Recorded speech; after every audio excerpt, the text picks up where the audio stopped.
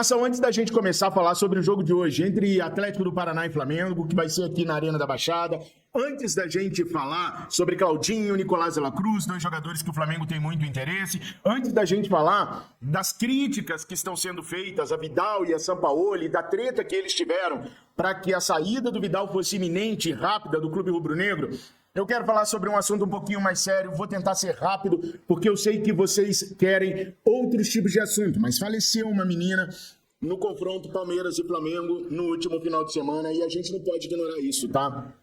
Foi preso um rapaz e está chegando para mim muitos vídeos, estão chegando para mim muitas informações de que o rapaz não teria cometido o crime e foi preso sobre a acusação de crime doloso, que é quando você tem a intenção de levar alguém a óbito.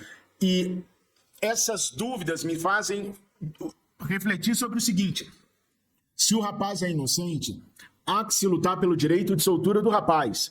Se o rapaz é culpado, há que se lutar pela justiça da vítima. A vítima é a coisa mais importante. Ontem eu fiquei sabendo que o Capitão Léo tinha aberto uma live e estava tratando sobre o assunto.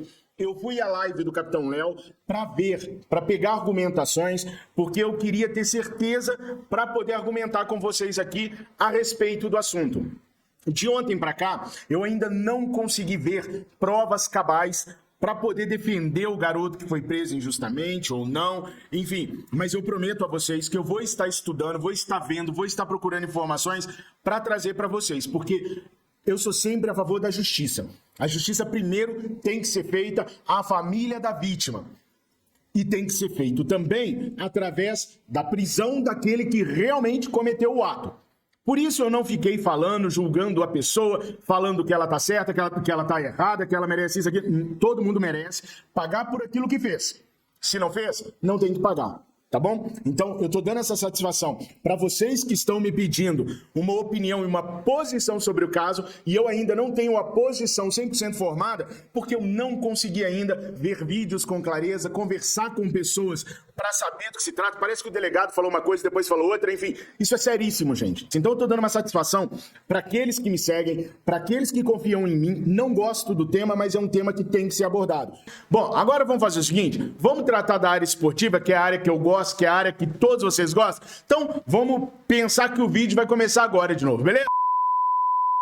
Hoje tem jogo do Mengão, hoje tem jogo do Mengão, porque a alegria de ser rubro-negro nunca vai me abandonar, porque essa alegria de saber que hoje à noite eu vou me encontrar com vocês às 19h30, lá no canal Fla Nação VP, na live de pré-jogo, no show do intervalo, no pós-jogo, já me faz feliz por saber que eu vou falar de Mengão, queridão. Hoje tem Mengão, e o jogo do Flamengo é contra o Atlético do Paraná. Vale a classificação às semifinais da Copa do Brasil. Mengão, queridão, saiu na frente, 2-1, de virada no Maracanã. Vai pegar a equipe do Atlético Paraná, que não vem atravessando uma boa fase.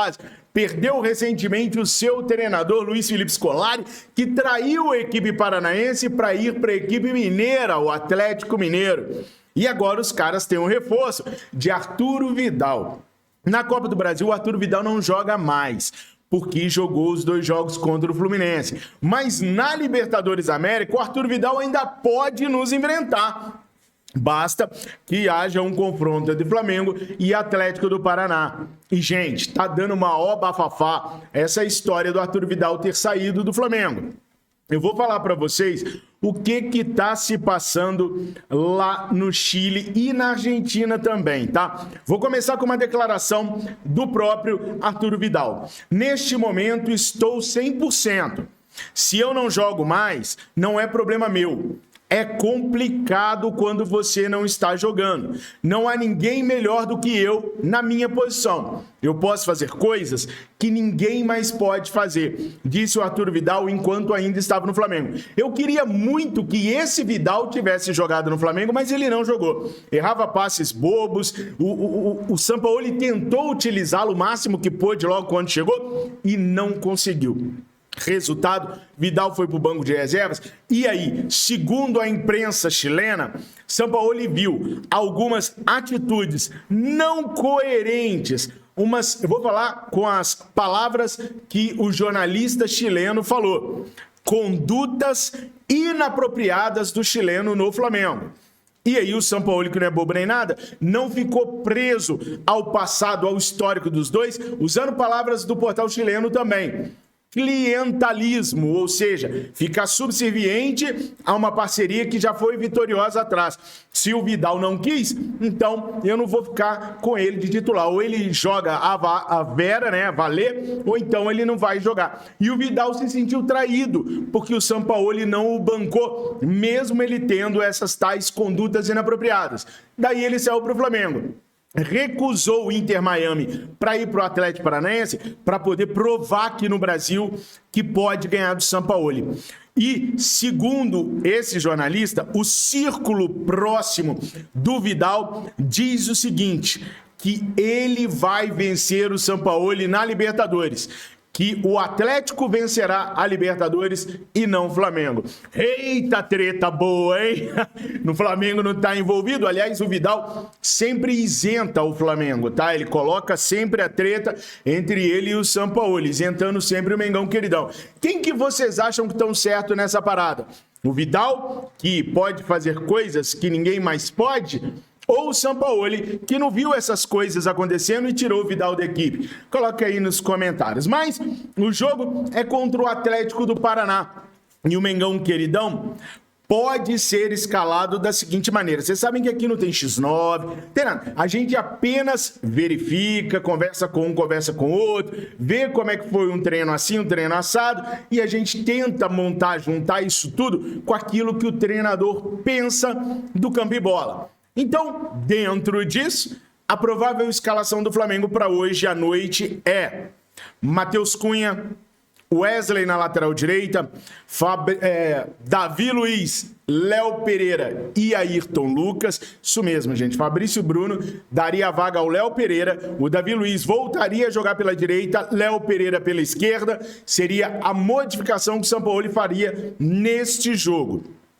Thiago Maia vai ser mantido entre os titulares, jogando com o Eric Pulgar. Teremos então 2 volantes hoje, com o Thiago Maia provavelmente saindo mais e o Eric Pulgar segurando mais. Uma linha de 3, com Gerson na esquerda, Arrascaeta pelo meio e Everton Ribeiro pela direita. E lá na frente o Sampaoli deve manter o Pedro. O Sampaoli está gostando da movimentação que o Pedro passou a ter no comando de ataque e entende que se de vez em quando ele passa sem gols, é mais falta de produtividade do meio de campo do que qualidade do Pedro lá na frente. Principalmente depois que o Pedro aceitou humildemente ouvir as sugestões do treinador e começou a sair da área, vir buscar mais bola, participar mais do jogo. Então, ele ganhou a confiança do treinador. O Gabriel já é reserva? Não, definitivamente ainda não. Mas será. Se continuar do jeito que tá, será. Porque a única coisa que diferenciava Pedro e Gabi era a questão da movimentação de ambos. E agora o Pedro está tendo a movimentação, não tão grande quanto é a do Gabriel, mas mais efetiva para aquele que tem que comandar o ataque rubro-negro. Nessa escalação que eu acabei de passar para vocês, vocês mudariam alguém? Coloca aqui nos comentários que eu preciso muito saber a opinião de vocês, tá bom? Bom, nação, falando um pouquinho agora sobre Nicolás de la Cruz e o Claudinho. O Flamengo enviou uma intenção de compra, proposta é só quando tá tudo certo. Uma intenção de compra ao Zenit pelo Claudinho. A intenção de compra, segundo o GE, foi de 15 milhões de euros. Segundo eu apurei, o Flamengo mandou a proposta nesse valor para ter uma margem para poder negociar, talvez chegando a 18 milhões de euros. Dificilmente o Flamengo vai levar esse gargalo a 18, mas o Flamengo deixou ali uma margem de erro. Isso eu já tinha contado para vocês ontem, né? Agora, essa informação chegou na Rússia. A reunião entre o empresário do Claudinho e o Zenit, até o momento que eu comecei a gravar esse vídeo, ainda não tinha acontecido. O Flamengo conta muito com a vontade que o Claudinho já expressou ter de vir jogar no Flamengo esse ano ainda.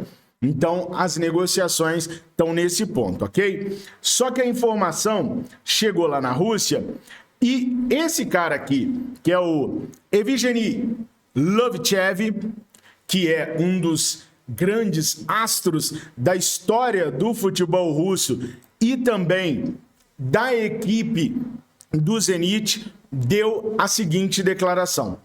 Eles constantemente falam e escrevem sobre sair, inclusive para tirar dinheiro da administração do Zenit. Ele está falando de jogadores brasileiros, tá? Lá na Rússia, os caras acham que brasileiro vai para lá só para ganhar dinheiro. E assim que alguém acena com uma possibilidade melhor, os caras saem fora. A saída de Claudinho neste momento seria uma grande derrota para o clube, já que o time foi se construindo em torno dele e ele estava fazendo resultado. Pô, Fabrício, mas quem é esse tiozão aí? Esse tiozão, gente, ele ganhou já prêmios e homenagens que constavam com jogadores como Zinedine Zidane, Ronaldinho Gaúcho. Ronaldinho Gaúcho entregou um prêmio pra ele, velho. Esse cara é importantíssimo lá na Rússia, ele é muito ouvido lá na Rússia, ele é o Zico do Zenit e defendeu por muitos anos a antiga e extinta seleção da União Soviética. Então a opinião dele tem peso lá. Eu trouxe a declaração dele para vocês perceberem como que está sendo recebida as informações sobre a saída do Claudinho do Zenit. Lá, eles não estão gostando nem um pouquinho e a direção do Zenit também fica pressionada. Uma vez que um ídolo da torcida fala, a torcida passa a ver as coisas com outros olhos, passa a entender a situação com outros olhos e a coisa fica bem complicada lá. Então, assim, o Flamengo vai ter uma árdua tarefa se realmente quer tirar o Claudinho do Zenit, ok? Bom, com relação ao Nicolás de la Cruz, o Jorge Brito, presidente do River Plate, ele tem se notorializado e até surpreendido a imprensa argentina por ter o pulso firme com relação à saída de jogadores. Eu vou dar um exemplo para vocês. O River Plate tem hoje um jovem atacante de 22 anos chamado Lucas Beltrán, que atraiu nesta janela a atenção de vários gigantes da Europa. Casos como Atlético de Madrid da Espanha, Benfica de Portugal, Freiburg da Alemanha chegaram a tentar tirar o jogador do River Plate. Os caras ofereceram mais de 10 milhões de euros pelo atleta. Daí eu pergunto para você, você conhece esse jogador, o Lucas Beltrán? Vocês já viram ele em ação? Acha ele um cracaço de bola? Muitas pessoas acham que não, e muitas nem conhecem. E o cara recusou 10 milhões, mais de 10 milhões de euros num jogador de 22 anos que está aparecendo agora lá no River Plate. A imprensa argentina babou o cara. Caraca, esse cara tem pulso, não sei o que tem. E ele está fazendo a mesma coisa com o Nicolás de la Cruz. Ele quer os 12, qualquer coisa milhões de euros ou os 16 milhões de dólares, que é a multa, senão não negocia. Várias reuniões vêm acontecendo. O próprio Nicolás de la Cruz conversou com o treinador, De Michelis, conversou com o Jorge Brito e o Jorge Brito continua irredutível. Agora, uma coisa, pessoal, a gente tem que colocar na balança. De todos os jogadores que o Flamengo trouxe, exceção feita ao goleiro Agustín Rossi, todos são apostas. O Alan é o que é mais próximo de não ser uma aposta, mas ainda assim é uma aposta, porque jogou demais no Atlético, mas não jogou no Fluminense, não jogou no Chelsea, então ele ainda precisa se firmar, e eu acho que ele vai se firmar. Tá lá, vai ficar no banco de reservas do jogo hoje à noite, que é às 21h30, com transmissão do Sport TV e da TV Globo, tá? Bom, o Nicolás de la Cruz é diferente, gente. O Nicolás de la Cruz tem a experiência de um peso, de jogar num time pesado, com torcida, exigente. Então ele entende o que vai ser para ele jogar pelo Flamengo. Claudinho não. Claudinho saiu do Bragantino, foi pro Zenit, não sentiu o peso de uma torcida fanática como a nossa. Mas para mim seria uma excelente contratação, tá bom? Então é por isso que o Flamengo tenta tanto o Nicolás de la Cruz. Mas ontem foi me feita uma pergunta. Fabrício, por que que o Flamengo ofereceu 82,5 milhões de reais, que são os 15 milhões de euros, no Claudinho e não aceita pagar 75,2 milhões de reais, que são os 16 milhões de dólares, no Nicolás de la Cruz? É porque são situações diferentes, gente. 82,5 milhões de reais seria no 80% que o Zenit tem do Claudinho, 20% é do Bragantino. Então são 82,5 quase que na totalidade do atleta. Os 75,2 milhões de reais que o River Plate quer é com relação aos 50% do River Plate. O Flamengo ainda teria que pagar cerca de 4 milhões de euros ao Liverpool do Uruguai, que tem os outros 50%. Então, somando 75,2 milhões de reais, que são 16 milhões de dólares, mais 22 milhões de reais, que são os 4 milhões de euros, no total nós teremos aí 97,2 milhões de reais na contratação do Nicolás de la Cruz. É por isso que o Flamengo já olha com outros olhos a contratação do Claudinho, mas está difícil tanto lá quanto cá. Hoje, se você me perguntar o que eu acho da situação, eu acho que hoje é mais fácil o Flamengo tirar o Claudinho do Zenit do que o Flamengo tirar o Nicolás de la Cruz do River Plate. Pela dependência que existe do River Plate com o Nicolás de la Cruz e pelo Jorge Brito tá se achando o cara por estar segurando talentos no River Plate. As coisas podem acontecer? Podem. O próprio Marcos Braz disse em coletiva que a vontade dele é de trazer os dois. O GE disse que não, mas o Braz disse que sim. Não precisa ser os dois ao mesmo tempo, pode ser um agora, o outro em janeiro também. Mas a última informação que eu tenho para vocês é que continua tudo 0-0 entre Flamengo e River Plate e 0-0 entre Flamengo e Zenit.